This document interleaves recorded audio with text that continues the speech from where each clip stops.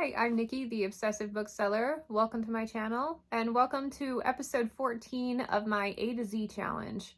This is a spin-off of Read, Burn, Hoard, where I am systematically starting at the beginning of my collection alphabetically and reading every book on the shelf, with the intention of having read through an entire shelf by the end of the year.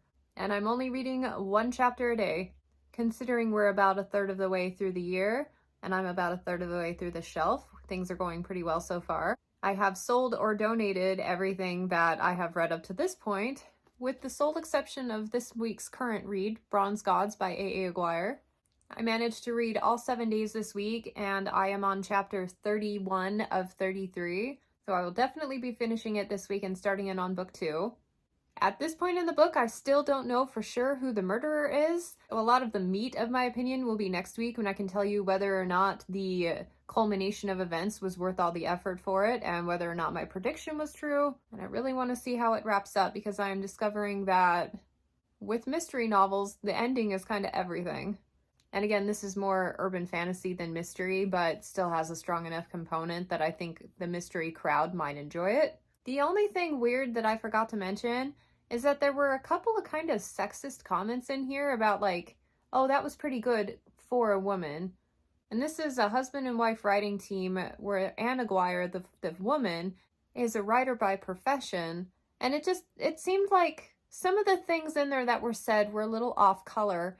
And it wasn't as if there was a lantern hung on it, as if like, oh, the character is experiencing this and this is a problem in this world. No, it's just kind of thrown in as the narration, just kind of offhanded. And it's a little bit odd. There was only 3 little instances and they were kind of minor, but just reading a female author, you don't expect to see stuff like that in there, at least not without a reason.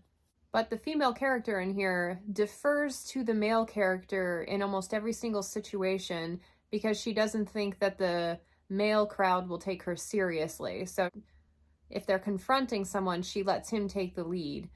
And that's not the kind of female empowerment that I usually find in these types of books. It didn't take away from the story at all. I felt it was worth mentioning. And we'll see how the next book goes, and I'll kind of make my final evaluation of the series as a whole when I get to that point.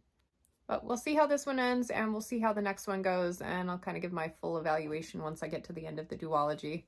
For now, let's go look at the shelf. Are you sick of looking at the shelf yet? I'm kind of sick of looking at the shelf and having nothing have changed. But since last week, I did make a decision. I'm moving these over. I'm definitely starting with the higher stakes series, because I have all these nice hardcovers. Now, granted, I got them all on bargain, so I only paid about $7 or so for each one. But I think reading these first will have the most impact, because if I like the first one, then I've got some excellent reading ahead of me. If I don't, then I've got a pretty nice set here that I need to sell, and then I can move on to the next one. And actually, this is the one I'm least excited to read, so depending on how these go might depend on whether or not I read that one. So at least we've got a little bit of change this week. This one, I'm going to have a hard time with. So I won this from Australia as a signed ARC, personalized, which is pretty darn cool. The only problem is I hated the first 2 books in the series. Absolutely hated them. And this is not book 3, this is book 4. So I would have to figure out how to read the 3rd book before continuing on. But I don't really want to just get rid of this one because it's signed, and I do love Carrie Arthur's Riley Jensen series and her City of Light. That will take some debate when I get to that point. Luckily, I seem to have several months of reading before I get there. Anyway, that's it for the week. Yeah, thanks for tuning in. I'll be finishing this one over the next week, and then I finally get to dive into the next one, which, like I said last week, has a nautical looking theme, so very excited for this one. Yeah, we'll see what kind of damage we can do. Thanks for watching, and I hope to catch you next time. Bye.